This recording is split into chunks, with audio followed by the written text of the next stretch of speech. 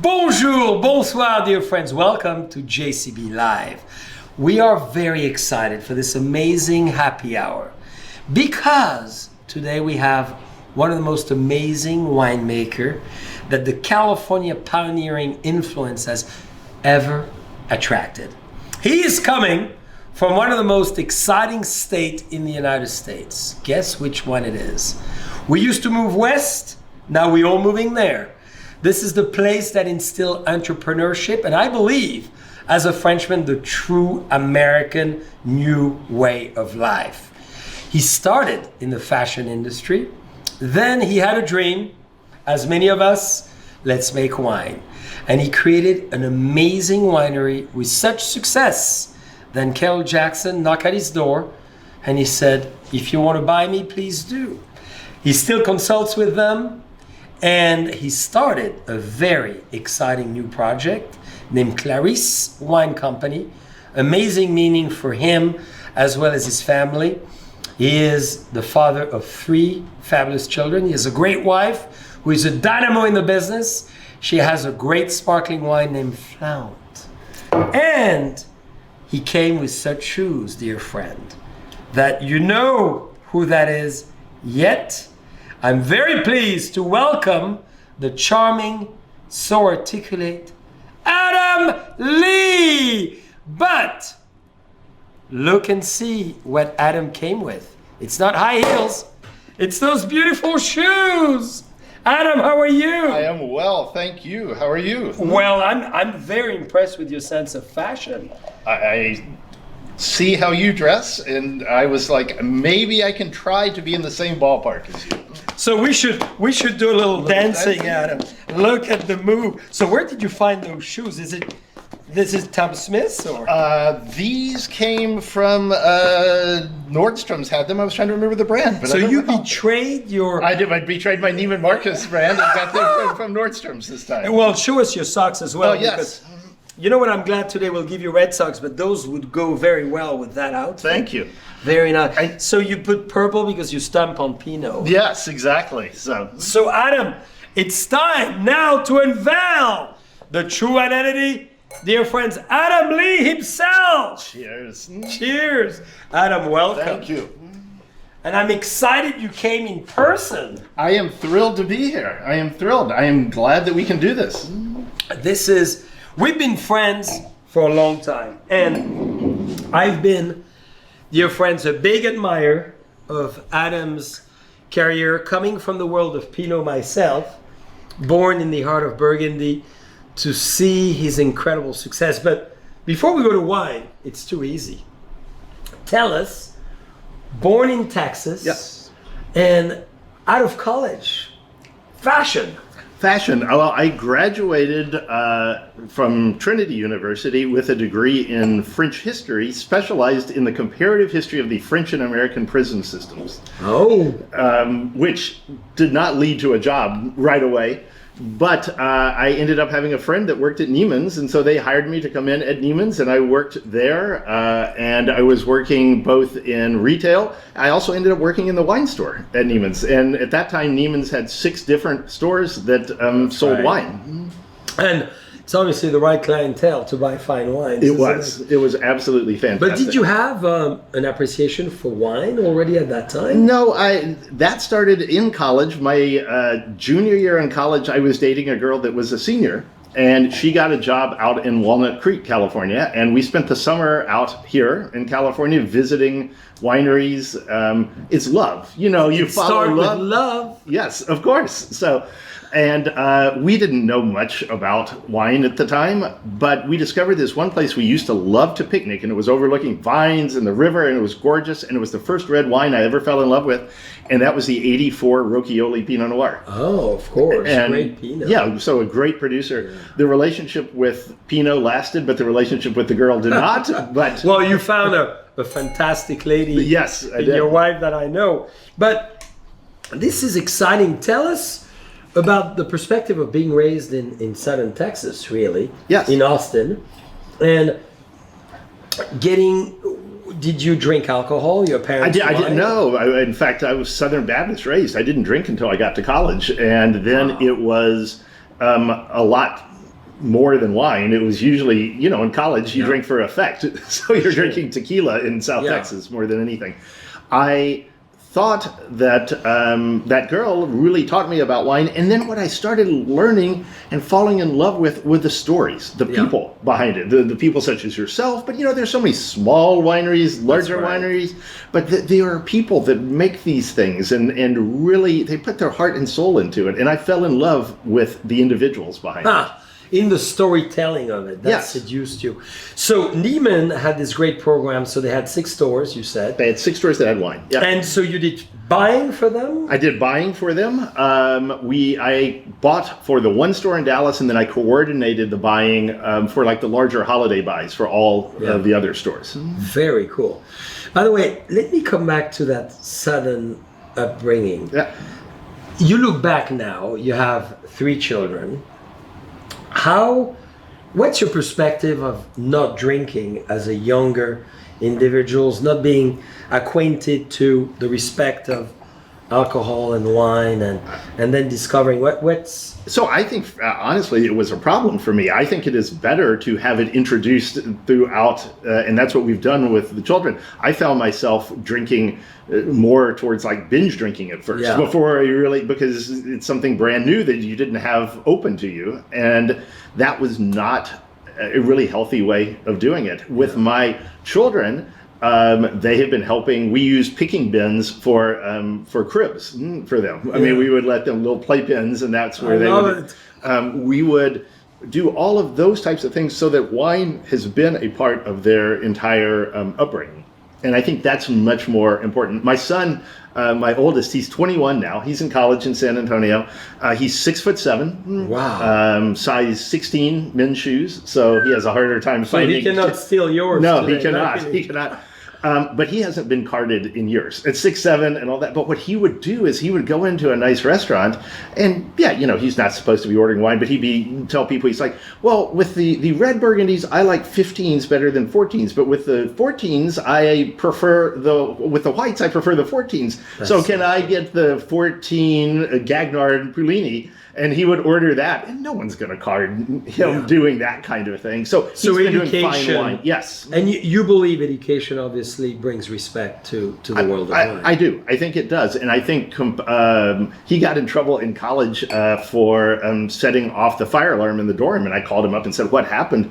It turned out he was searing foie gras in the kitchen. And they didn't have proper ventilation, so it was his first time in a cast iron skillet. So he's food and wine and pairing like that. I see that it is a much more positive aspect to have that been part of his entire life, rather than just this thing you go out and you party with. That's right. And we had Carla DeLuca recently, and she was talking about her Prohibition movie, and I asked her the question, do you think it could eventually come back? And she said, who knows? Maybe some states could. What do you believe? I certainly hope not, but I think you already see in certain counties and certain places where it is that way, and I think it is frowned upon in many, many ways, and I'm concerned about that. I think sometimes those of us in the wine business, we have not done a good enough job really educating people about the positives of wine and food and the culture that goes on. That's what I see as well.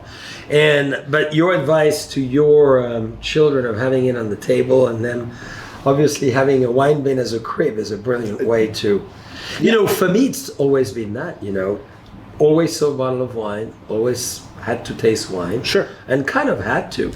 Do you see it changing in France at all? I see the younger generation having a harder time with wine because we are so much into wine. Mm-hmm. So we have to coach them to enjoy it with food, because often they would go with a carbonated drink or a cocktail or beer. So I think we need to do exactly what you said, that education. Yes. But then for you, explain to everyone, how is it to make such a decision to actually move out of state and decide, bang, I'm going to get into the wine world? Because that girl, it didn't last that long. No. So you moved for her to Walnut Creek? I moved just that summer, but then I came back and finished college, and then ultimately decided that I wanted to move out to California. I was considering being a wine writer more than I was a wine maker. My wife Diana said we should try making some wine at the same time, and I loved the idea of trying to create something. That's ultimately what it comes down to for me, is You're that a creator. opportunity. Yes, I love to create, and I love shepherding it. I mean, you know as well as I do, you get great grapes. That's the number one thing. You have to deal with fantastic vineyards. And I really think of the time that we spent tasting fruit at Deloach, tasting wines with the Vanderkamp vineyard. And I will never forget. No, and us talking and you really encouraging, like, okay, what did you do here? Here's what we did there. And trying to work together to make better wine. Technically, Siduri and Deloach were different wineries, but if we can work together to make better wine, that's far more important. I'm all for it. Yeah. Hey, give us a description of this sparkling, because in your honor, of course, we had to have an American sparkling. It's not the champagne from JCB. It's not the Burgundy Cremant. It is the Los Carne Rose. And we are with a man of great passion, so we had to do it. It's a new wine. I'm just going to give you the Los Carne Rose. It's a 2013. So it's a late disgorge, dear friend. It's very unusual for what we've ever done in California. No, that's quite a long time as far as disgorgement. 7 years or so. I mean, that's fantastic. Yeah. I love the crispness on it, and I really think it shows the Chardonnay character to it. But it's bright. It's wonderful to drink by itself, but I could see having this with some food. I know craft season opens on the 23rd. We got to do it. Yes, this would be Totally absolutely agree. fantastic. Now, talking about wine, what really for you made it pivot in a sense that you said, okay, that's what I want to do? Is there a wine specifically, or was it the kiss of this gorgeous lady? Yeah. She may watch you again. She might sometime. And she may call you. I hope Diane is not jealous. I hope not. I think she'll be okay somehow. So, the process as it went along, it ended up just being falling further and further in love with it, and really falling in love with Pinot Noir. That is truly my passion. I mean, I have played making other wines, but I don't know that truly is. I'm married to Pinot Noir. It's the long-term thing that I believe in. And I think it is fascinating to see. I've made Pinot from Oregon all the way down to Santa Rita Hills. And I think seeing how it reflects the different places is really unique to me. You know, my mom passed away on Valentine's Day this year. She was 98 years old, though, lived a fantastic life. She had a lot of Siduri wines. She did. And hopefully the new project. She did. Had named after her mother, Clarice. So, yes. But my mom used to she grew up on a dairy farm outside of a small town called Dimebox, Texas. And she used to tell me that she could tell which field the cow had been in by the way the milk tasted on a certain day. And I thought that was fascinating. I think that's very cool. And as a kid, I would taste milk and try to figure out where it came from. Now, it came from the grocery store around the corner and had been homogenized and pasteurized. And it wasn't. We lost at some point in time in America in the 70s that sense of place. Yeah. And I think we have regained that again. You can go to the average grocery store here in town and get cheeses from different places, meats from different places. Wine was a big part of that. And Pinot, I think, is a big part of that. But I love the idea that you did those tastings. Would you, if you analyze your power of senses, what is your number one skill? Is it more mouth or nose? More nose than it is mouth. And the one thing I'm not particularly good at is putting it into descriptors, specific fruit. Growing up in Texas in the 70s, all the fruit I had came in a can with simple syrup in it. You didn't have a lot of fresh fruit. So putting it into words, I'm good with the weight of the wine in words, the tannins, that type of thing. But I am not particularly great as far as putting in specific fruit flavors, that kind of thing. So how was it to move west and then to start your own business? Because we have a lot of people now in 2020, we're on the edge of 2021, and a lot of people are rethinking, what am I going to do? My business is this. Shall I change my life? Shall I do something else? And, it's a very inspirational journey that you've lived with incredible success. So How did that start for you, and how did you get going? So, to some extent, I mean, the easy answer was when I moved out from California, I had $24,000, and that was it. So, if I had lost everything, it wouldn't have been the end of the world. I still had a day job. I was working in a tasting room. It was not. It wouldn't have been a horrible, horrible loss. Having said that, I really am an eternal optimist. I believe that people can create their own opportunities, that it still exists here in California. Even as you mentioned, a lot of people are leaving California now and moving to Texas. But I still believe that that idea of go west, young man, the horse. I hope so. Yes, I believe that you can still do that, and I believe that it's important for the wine industry, for those of us to encourage people to come out. I mean, we see the interns that come out. That I know that you work for you. And these people, then they go work, harvest in the Southern Hemisphere, and then they come back. That's exciting. But how do you start? It's amazing, dear friends, because, I had an amazing head start and headwinds, thanks to my parents starting. You start with $24,000 a barrel, just to let you know, is $1,000 a pop, minimum. So how do you start? So we found a place up in Anderson Valley that would sell us 1 acre's worth of grapes. And then we went through and we did the shoot thinning and leaf pulling and dropping of crop ourselves. We leased the land. We brought the fruit into a winery that we were working at over in Dry Creek Valley, and it allowed us to make the wine there. We were very fortunate that it was 1994, which was a really good vintage. And so the wine kind of made itself in some ways. And then we were tasting friends on it in the spring, and they said it was pretty good. But they're our friends, they're just being nice. One day we heard that Robert Parker was staying over at Meadowood, and we ended up drinking a bit that afternoon and then drinking some that night, and said, let's take a sample and leave it with the concierge. And so you're going to have bowls, dear friends, not guts. It's all about big bowls, Texan bowls, maybe. We were, and then we stopped at a restaurant that used to exist called Trilogy in San Lita, and we had a couple more bottles and woke up the next morning and had one of those fuzzy, what did we do last night? And then we were like, oh my God, no, we didn't. We called the concierge to try to get the sample back, and he said, I'm sorry, Mr. Parker already got the wine. I hung up the phone. Diana's like, what did they say? And he said, we're screwed, although I didn't use a more colorful word than screwed. And it turned out 3 weeks after that, we had a message on the answering machine from Parker saying he tasted the wine, thought it was terrific, but he lost the notes on it. We faxed those off to him. 6 weeks after that, he printed, the review came out. It was one of the top 10 Pinots that year. He printed our phone number, and that was the beginning. Well, I commend you. Thank you. 1994. Yes.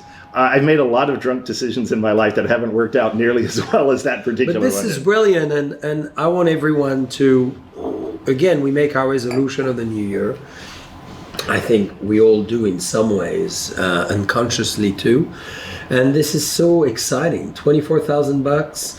Said, I'm going to make wine, and you went for it. So did you have another job at the same time? Yes. So I was working doing sales and marketing in a tasting room. I was making like $8.50 an hour. So well, that great. Was it.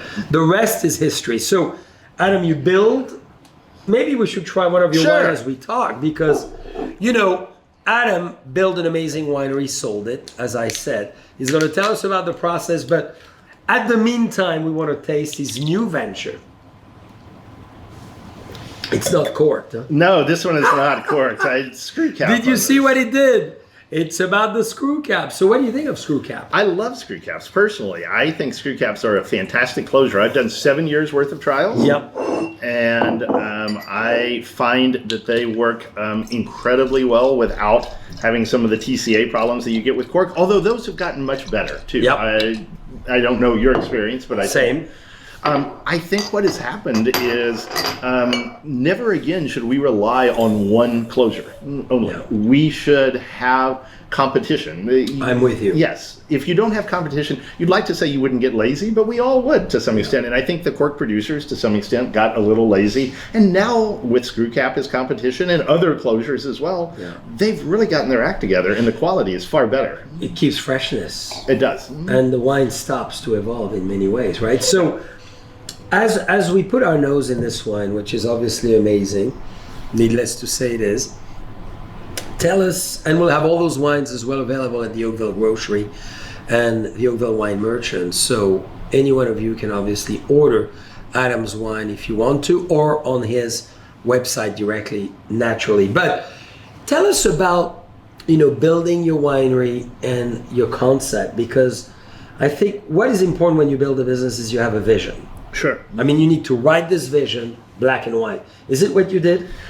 It certainly is here with Clarice. I mean, I think with Siduri, and the way it took off, starting out with that $24,000 in 107 cases, I think it grew on its own, and to some extent, almost, even though I ran it ran me to some extent. It got bigger and took off, and so that was part of the idea behind selling it, as I did to Jackson Family, was that I wanted to get back to the level of me being in control of every single thing. And how did you think it ran you?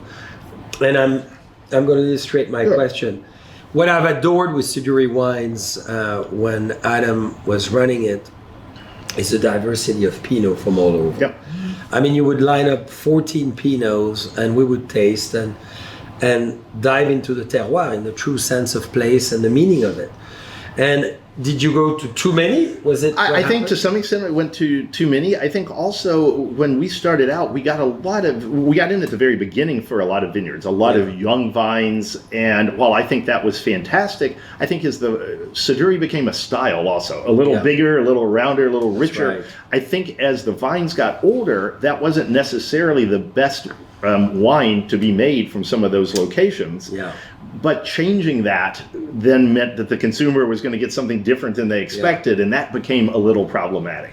And did it become that style because that's what you liked, or did it become that style because that's what you thought, that's what I should be doing because of the American flavor? It started out that's what I liked, to some extent, a little larger. Now, I think what happened is Pinot got even bigger than that. And I think one of the things that's not talked about much, you know about Sideways and how it became very popular in 2000, end of 2004 is when it came out. The two vintages that were out when Sideways came out were 2003 and 2004. Those were the two hottest vintages, weather-wise, temperature-wise, that I ever experienced. And so the wines were bigger and richer, and people came to Pinot expecting that's what it would be like. I see. It would be kind of like coming to Burgundy in 2003. You remember it was a very, very hot year in all of Europe. It was one of the year, and I believe maybe it's when we first met. Yeah. Can you believe it was 17, almost 18 years ago? And, this was a great lesson because we were here. And I remember with Pascal Marchand, a fabulous winemaker, and we said, okay, how do we learn how to make wine that year with overly ripeness, enormous weather condition that we did not know how to deal with. I mean, talking about global warming, that was at its high days. Yes, it was. And so I think that changed people's perception of what they wanted from California Pinot. And so I think maybe I pushed it a little bit too far at that point in time. But you developed a cult. I did, yes. We developed a really You two modern. huge It was really a huge following, and I still have a lot of your wine in my cellars. We did it. We did, exchange. yes. As wine lovers, we love to exchange each other's production. So we did a few times, and I still have a few in Burgundy even that I have brought over. I love to taste other people's wines. It is so, when I taste my own wine, sometimes I sit there and I start thinking maybe I picked it too early, maybe I picked it too late, maybe I did too much of this, too much of that. When I drink your wine, like the sparkling wine, I'm like, this is fantastic. I love it, but I don't think about how it's made. I just think about the pure enjoyment and love that I get out of it. And when you think of Pinot in those days, because dear friends, it's easy today, I really believe, and certainly for me, I was born making Pinot, living in Pinot. In my right arm is Pinot. In my heart flowing is Pinot. It was a new thing. You come from Texas, you're a new winemaker, bang, immediate phenomenal ranking from Parker, and you catapulted in a grape variety that nobody really knows still.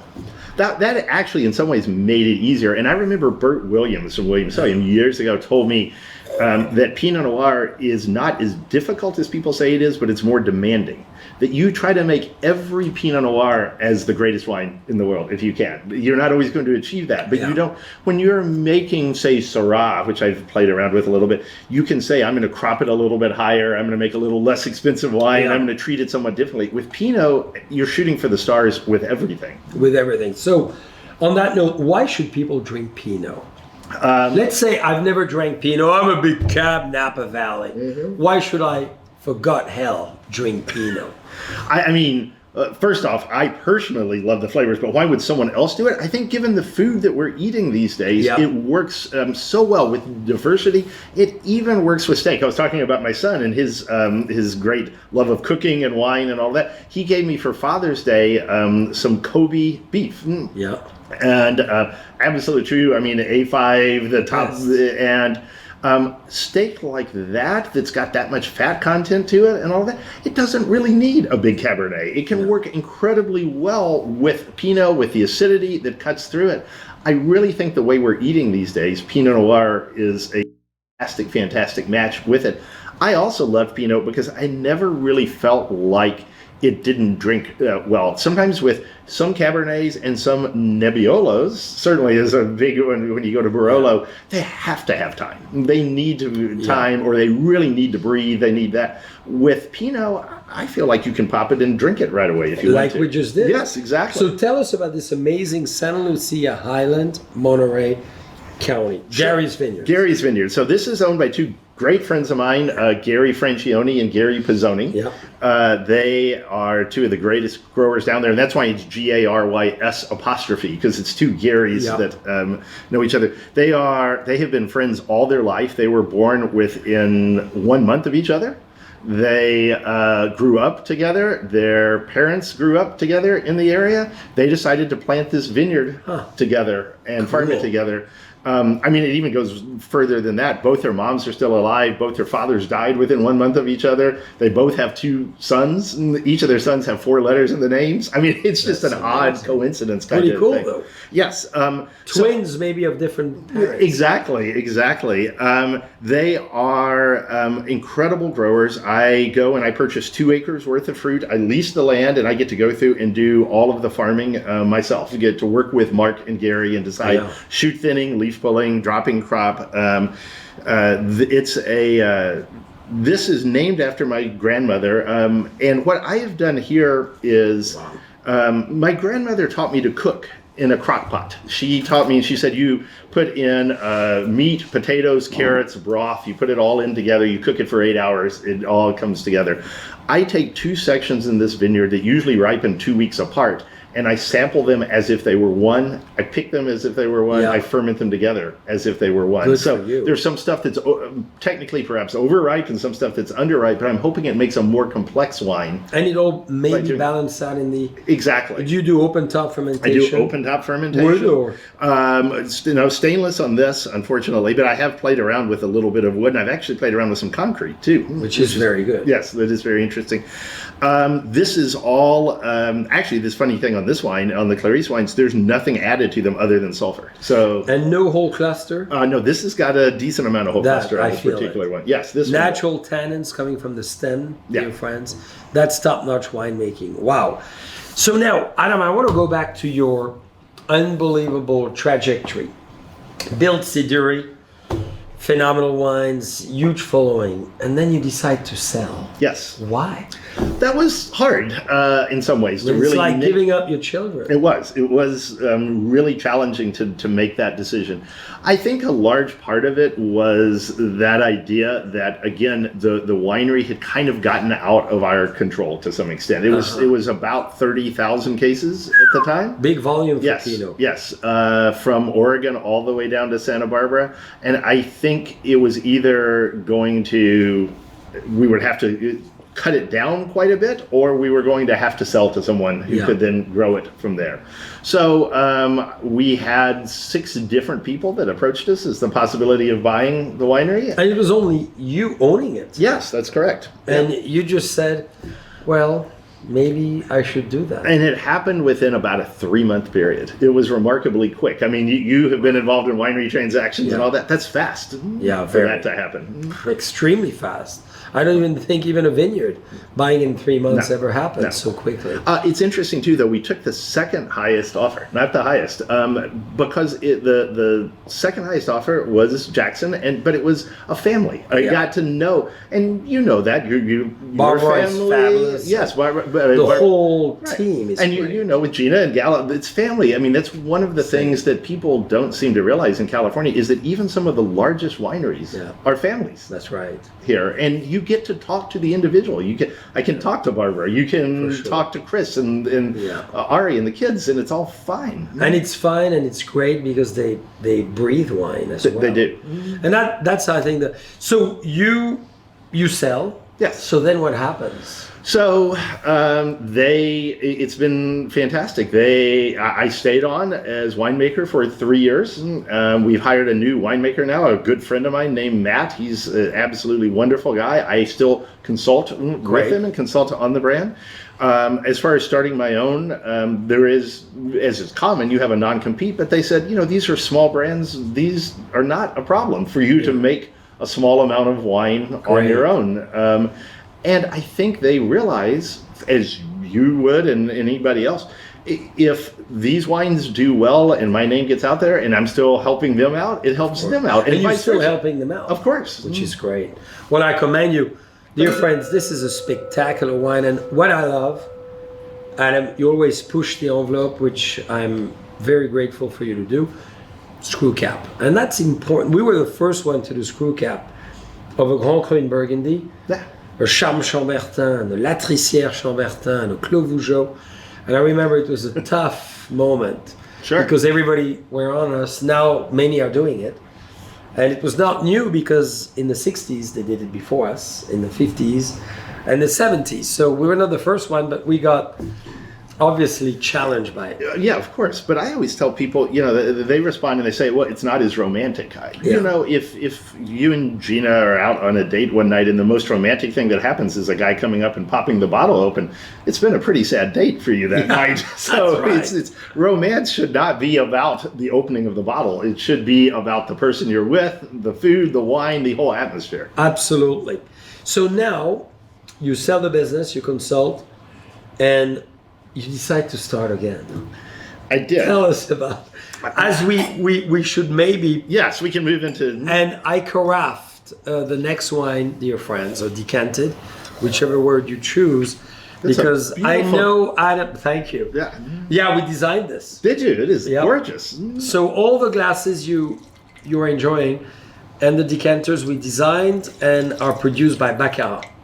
So only, and listen to the sound. Oh yeah. We're going. The best wine deserves the best decanters and glasses. No doubt.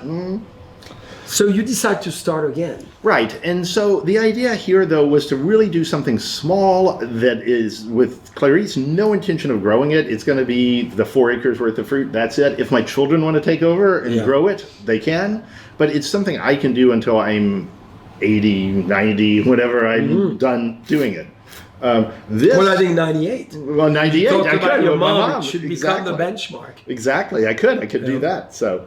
And those wines, by the way, dear friends, I know it's hard through the camera and the screens, but have amazing intensity, a lot of persistence. I mean, a lot of unbelievable, phenomenal coating, and have that umami that sits on the tongue that I speak a lot about, which is right in the middle of it. And really horizontality. I appreciate that, because I do think that's something that it can be lacking sometimes in California Pinot, that we didn't, that we pushed it so that it was so big and ripe and all that, but that characteristic that makes you want to have another sip or something to eat with it. That's it. Yeah, it's fantastic. So this one, I love the name, Beau Marche. Yes. God, we cannot be more French than this. So how did this start? Sure. So this is a joint venture with Philippe Cambie from Châteauneuf-du-Pape. Yeah. Philippe is certainly one of the leading winemakers in the world. He consults with about 82 different wineries, 60-ish in Châteauneuf. I was there 2 years ago. and was having dinner at Philippe's house and was tasting at various chateaus in Châteauneuf-du-Pape.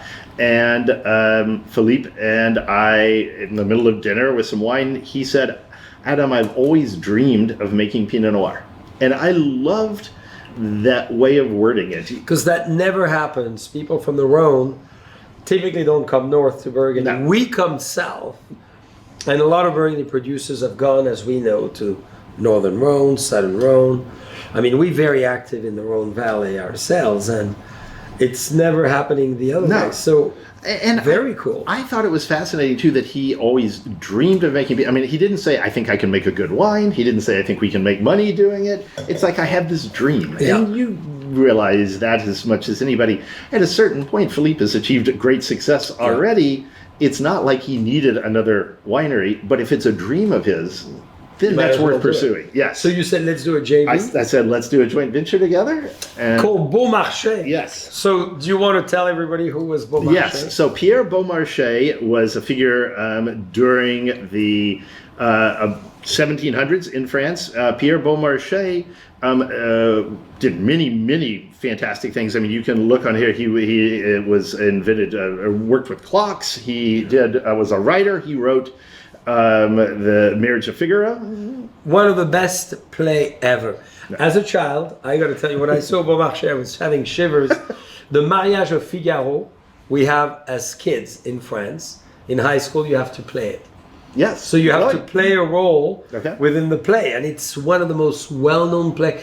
I don't think there's a child born in my time, in the 60s or early 70s, who don't know Beau Marche. He's probably one of the most prolific authors. Yes. Well, and the other thing he did, though, was he set up a sham company, a fake company in France that took money from the French government and the Spanish government and funneled it to the Americans during the Revolutionary War. I did not know. And helped support the Americans. Yes.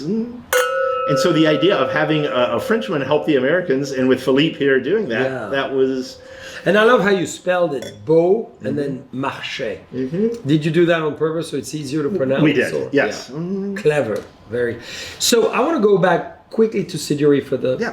Are you a fan of the Babylonians and the Mesopotamians? Yes, so Siduri was the Babylonian goddess of wine. Of course. And one of the things that's not known is back in that society, women were in charge of everything to do with alcohol. They were bartenders. Siduri was the Babylonian goddess of wine. Yes. But there's some question, was she really a goddess of wine, or was she just simply a wine maker? And back then, if you could make wine consistently good, it was considered to be miraculous. It was an act of the gods. As you know as well as I do, I think the secret to making wine is not to take grape juice and turn it into wine. It's to stop it from becoming vinegar. That's the key, because that's the point of stability. So the fact that she was able to do that was huge. It takes a woman, again, so for all of you ladies watching, typically the women are better sometimes, and most of the times, and I would say all the times, it's a personal opinion, in wine tasting and wine making, right? I agree. I think it's certainly from the smelling and tasting and all of that, I find it's far better to follow in the footsteps of a woman. I'm a big fan of this. So, Beau Marche, so you have another one. Sure. But I would love for you to demonstrate too. This is spectacular, dear friends. And this is from which terroir? So that is from right next door to the Garys. It's interesting. It is exactly, but this is made in the same way that Philippe makes Chateauneuf. So that's the difference. I am following his guidance. What is the technique versus traditional? 48 days on the skins. Yeah. A much longer period of time. And it's very slow, I would imagine. Very slow fermentation.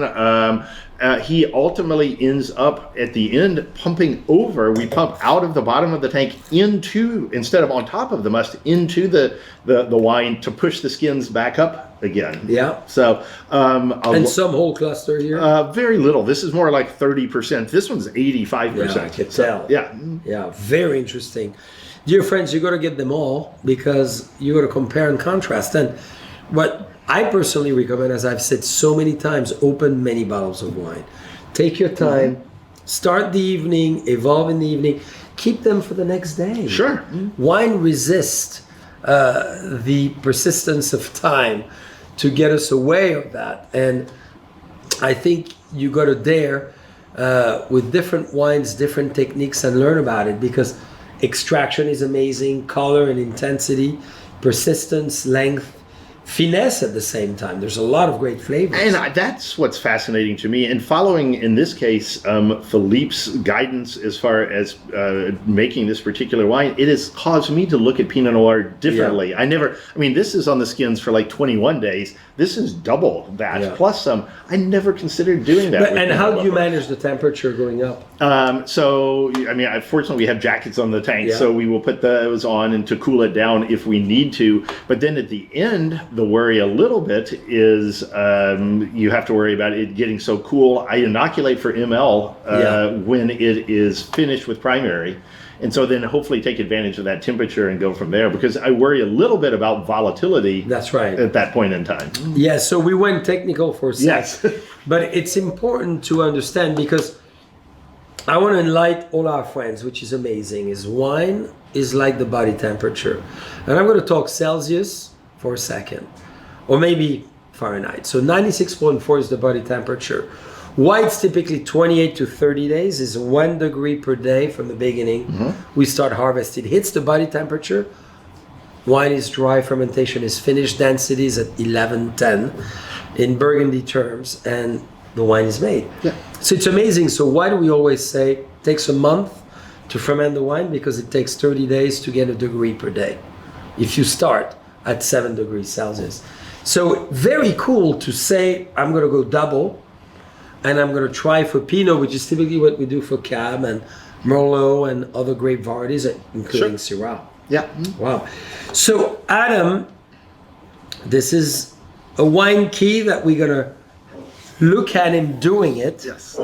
Because he closed, well, tell us about the closure. So yes, Philippe came up with the idea to wax all of the bottles, which is a challenge. It's the same wax we use on our legs, of course, because we like to have smooth soft legs. Yes. Very smooth. Very, very important to have that. Found a wax that I like that seems to cut very well. You can either cut off the top, as I'm doing. You can actually go through it without even cutting off the top. And it goes? It goes just fine, yeah. You see, I opened these bottles, and maybe our friend Dylan is coming closer to show. I love the top part. Look at the seal. The cut is very clean. And it's beautiful, because I think we need to respect as well all the attributes of wine. When I see people taking out the capsule, if it's a capsule, I get crazy. We spend so much time making this bottle thrown on your table.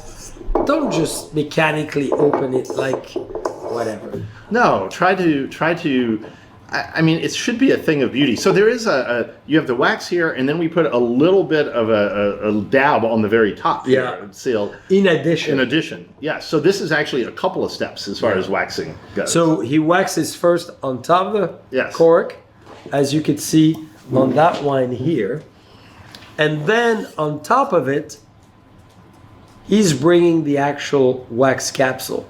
So this is brilliant, because this is how, in Burgundy, historically, every 25, 30 years, we change the cork. And this has a different color. It could be yellow, blue, green. In any cellar is different. For us, we have a coating system, changing the cork and refreshing it. And refreshing it, right. You top up with a little bit and go from there. So you could finish. Yeah, I can, sure. Pouring wine away is a sacrilege, dear friends. Drink, enjoy. So this is from Santa Barbara County. This is a vineyard called Clopepi down in the Santa Rita Hills. So the first two you tried were, one was Clarice, one was Beau Marche, but the vineyards were directly next to each other. This is another 3 hours south of there.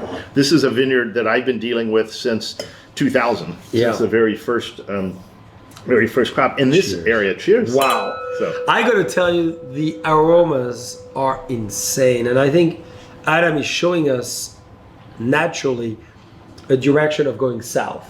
Yes. And as you explaining the wine as well, global warming, is it affecting, can we get closer to LA? And what's the difference between the south and the north? Yeah, and so the south, very little rainfall. So up here we get 30-ish inches a year. Down there, they get about 12 to 14 inches. Very little rain.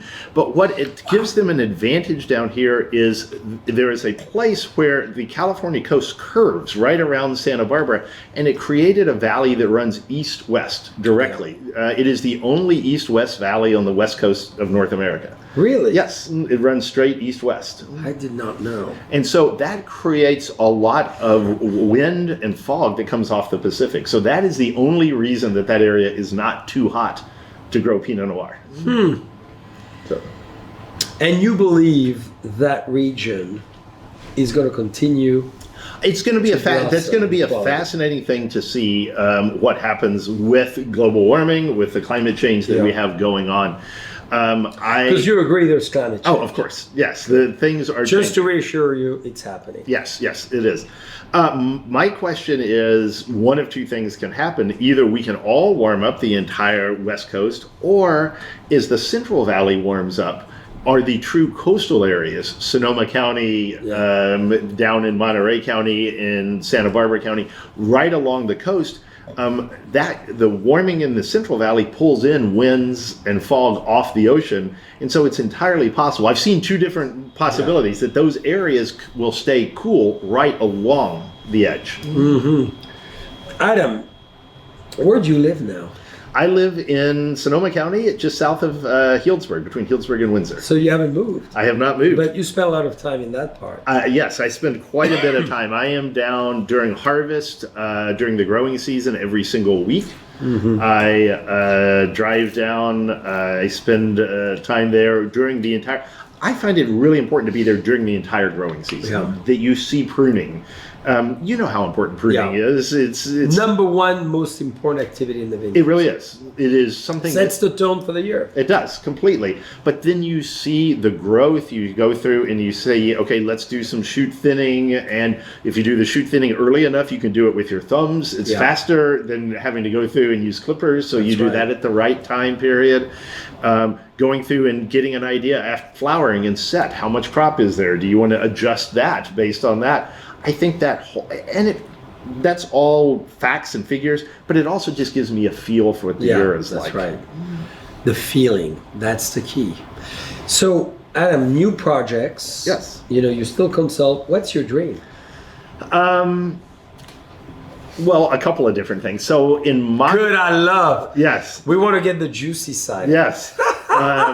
So first off, in my mind, I have made 4 great wines in my life. In 1995, 99, 05, and then 90 and 18. So I love to have that experience to where it's like, okay, this is something truly extraordinary happened that year.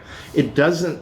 If you said every wine every year is the best ever, well, first off, people don't believe that all the time, but it's also not true. You know as well that truly extraordinary only happens so often. So I want to experience that whenever I can and take advantage. And really, now that I'm older, hopefully be old enough to appreciate it in a way. Sometimes when you're young, these great things happen and you don't really appreciate them enough. We think we do, but we don't enough. Yes.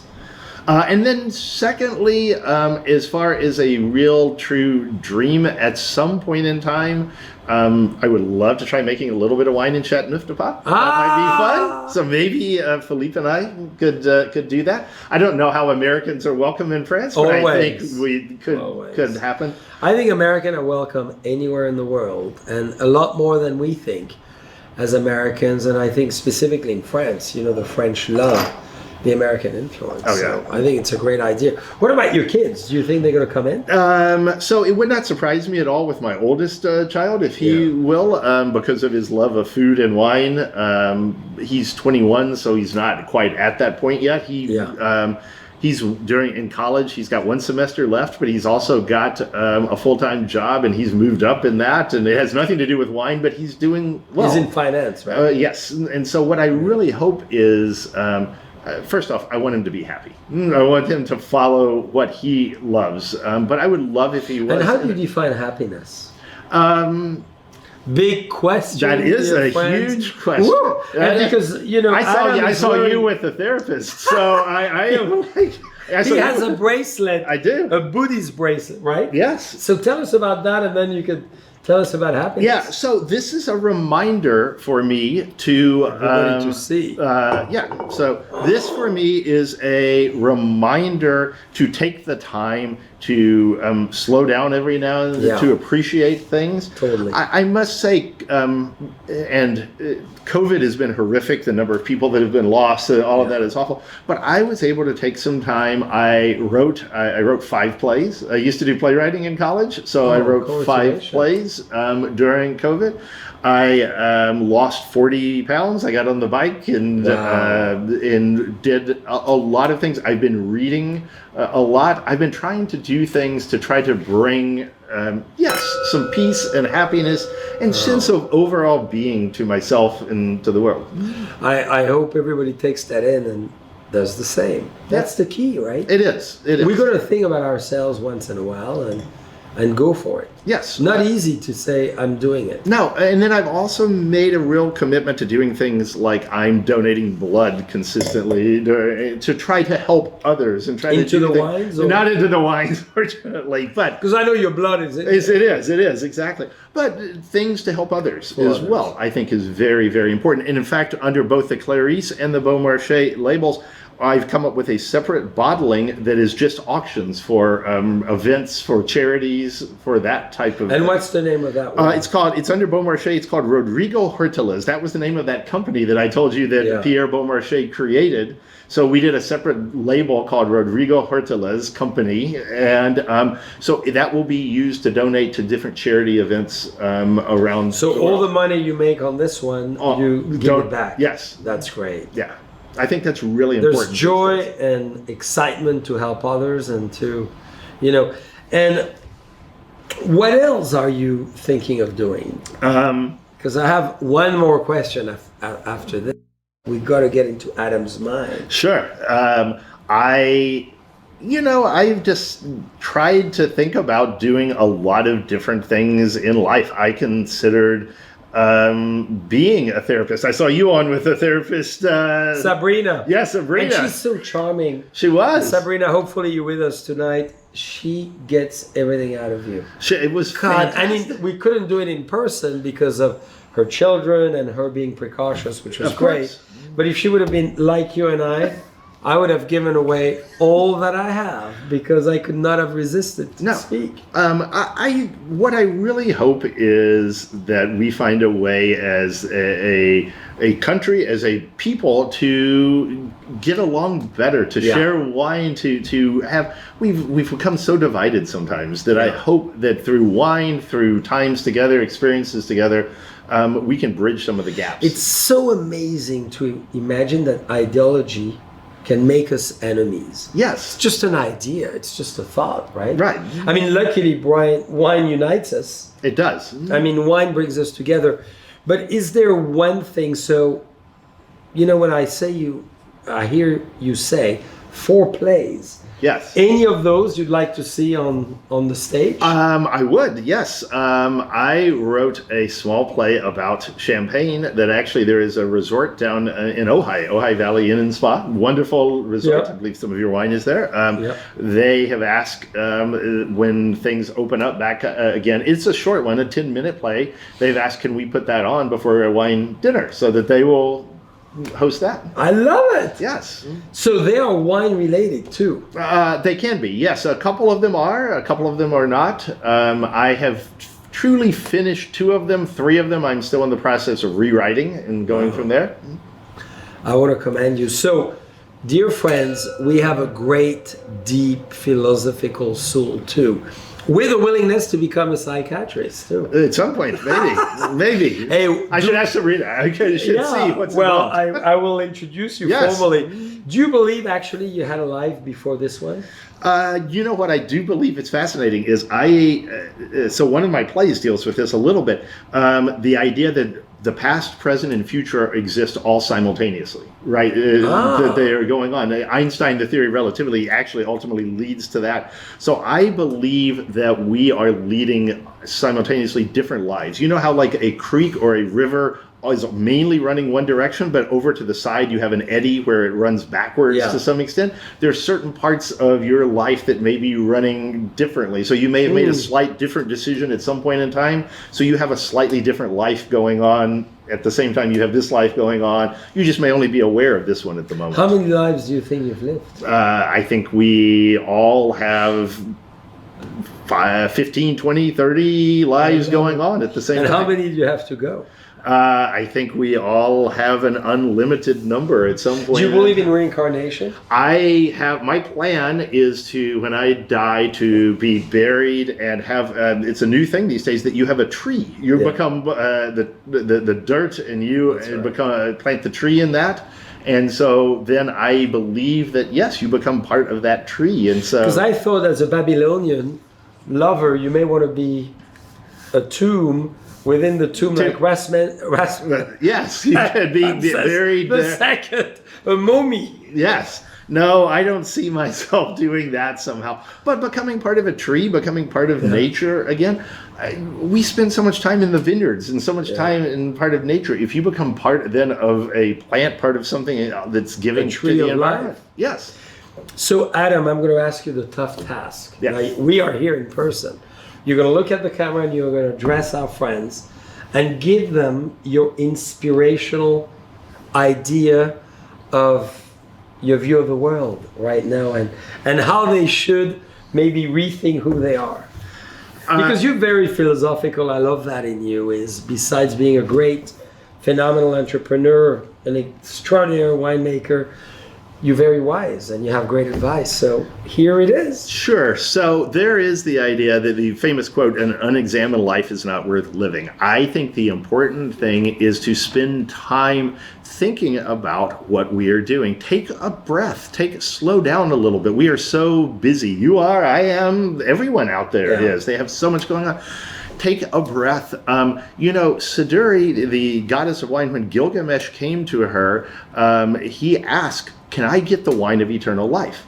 And she said, humans are not meant to live forever. Yeah. You should not live forever. You should instead, and she said, eat, drink, and be merry. But then she also said, hold your friends close, hold your family closer. Mm-hmm. Take that time to enjoy the bottle of wine. Take that time to enjoy it with friends.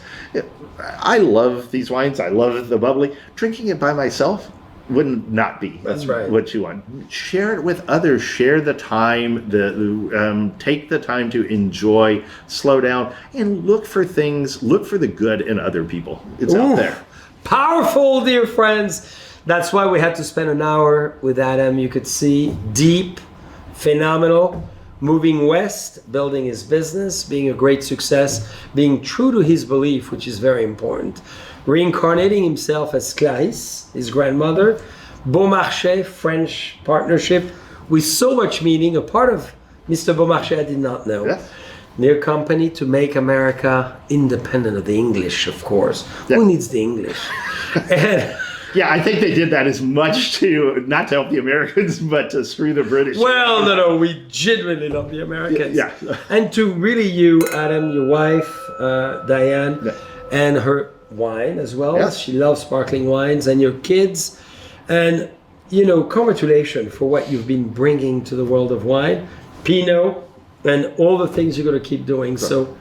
Thank you, Jean-Charles. This is fantastic. What you've been doing here during this time and bringing wine and different views to different people, you're doing an amazing job here. We're having fun, bringing friends to the forefront, to the stage.